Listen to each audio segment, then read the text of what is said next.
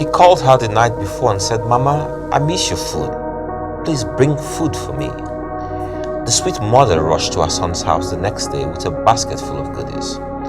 As he ate the food, he said, "Mama, God bless you very much. There's no mother like you." And she replied, "My son, you know I'll do anything for you."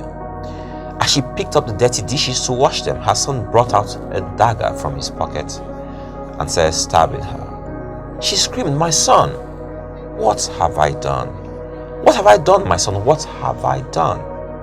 As Ibrahim watched Dr. Bisiki prepare for his trip, he began to hatch his plan.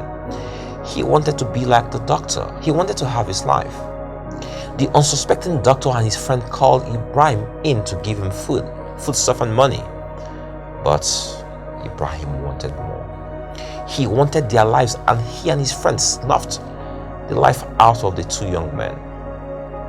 And Moses answered and said, "But behold, they will not believe me, nor hearken unto my voice. For they will say, The Lord had not appeared unto thee." And the Lord said unto him, "What is that in thine hand?" And he said, "A rod." And he said, "Cast it on the ground." And he cast it on the ground, and it became a serpent. And Moses fled from before it. And the Lord said unto Moses, "Put forth thine hand, and take it by the tail." And he put forth his hand and cut it, and it became a rod in his hand. That they may believe that the Lord God of their fathers, the God of Abraham, the God of Isaac, and the God of Jacob, has appeared unto thee. And the Lord said furthermore unto him, "Put now thine hand into thy bosom." And he put his hand into his bosom. And when he took it out, behold, his hand was leprous as snow. And he said, "Put thine hand into thy bosom again." And he put his hand into his bosom again, and plucked it out of his bosom, and behold, it was turned again as his other flesh. What will you do for money? Let me ask the question another way. What won't you do for money? What price are you willing to pay to get ahead in life? What is a no-no in your quest for fame and fortune? Where will you draw the line? There's this new phenomenon in town. Young men and women are killing their mothers, girlfriends, family members, and friends in their pursuit of money. They have no boundaries anymore. They have redefined the definition of theft and postulate that all is fair, all is acceptable, by any means necessary. Just make it. Our society has broken down as a generation lays to waste. No honor, no code, no principles. Anything goes. The end justifies the means.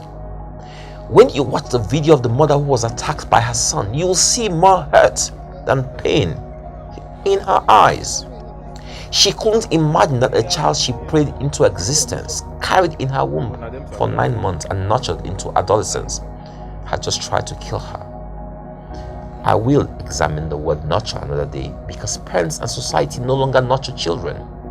We dump them into the world and leave them to grow whichever way they will. We watch our sons and daughters own what we know they can't and should not own, and we say nothing.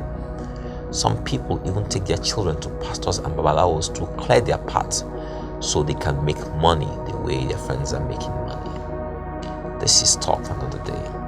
Today, I just want to look at this craze that makes people betray the trust of their employers, friends, family, and society, all to make money. Did you watch the video of the young man who killed his girlfriend? What of those who steal people's kids for rituals? Tell you what though, it's not only this generation that is complicit. They have only improved on what they learned from their parents. Corruption and 419 have now been refined to Yahoo. Everyone is involved, everyone is a victim. This is the tragedy of our existence. They don't believe that God has a role in the affairs of man. They don't believe that God can bless man, and so they choose to create their own blessings. Pastor is doing his own. Me self, I will do my own. Government do me, I do them. Who will tell this generation that there's no shortcut to success? Who will tell them their perceived gains are merely illusions, or at best temporary? Who will tell them that there's a God and he's still in the business of blessing his people? His blessing makes you rich and adds no sorrows. Who will stand in the gap for this generation? Parents, won't you pray your children out of certain destruction? There's honor in the poor saying no to food. Poverty is no excuse to spill the blood of another or to steal from those who trust you. It is called greed. He that loveth silver shall not be satisfied with silver, nor he that loveth abundance with increase. This is also vanity. Jesus said, "Take heed and beware of covetousness, for a man's life consists not in the abundance of the things which he possesses." Please look at yourself right now, and what do you see? Do you see lack, poverty, inadequacy, stunted growth, or death of opportunities? Look again. What do you have in your hands? This is the question God asked Moses. What do you have in your hands? Moses was a herder. Please understand that it wasn't even his cattle. It was that of his father-in-law. It was not his father's cattle. So just imagine his situation. But he was faithful and just in what he was doing. And that's where God found him. Moses says to God, "A rod." I'm asking you that same question today. What do you have in your hands?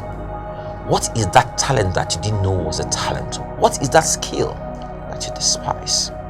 What is that knowledge that has gone unacknowledged? Where is your rod? You must have a rod in your hands. That is your starting point. When God shows up, he has to use something you already have. Now that rod you have can be used for good or evil.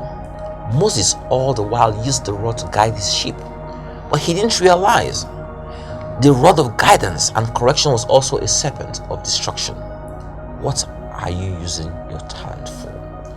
Your beauty can calm the soul of your king or be sold on Instagram to tempt men all over the world.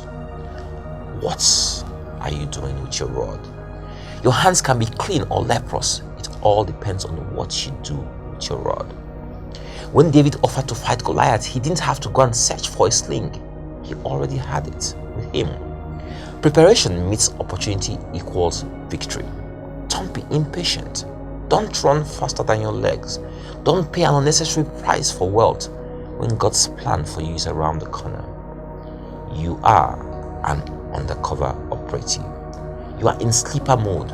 You haven't been activated. Just keep doing what you are doing. Be faithful in the little you are doing. It's just a matter of time. As you prepare to be activated, just know that whatever price you decide to pay today, Yehoshua already paid the price of eternity for you. Greatest price for the greatest prize. He paid the price so you don't have to pay a price. This is the only truth. God bless you all.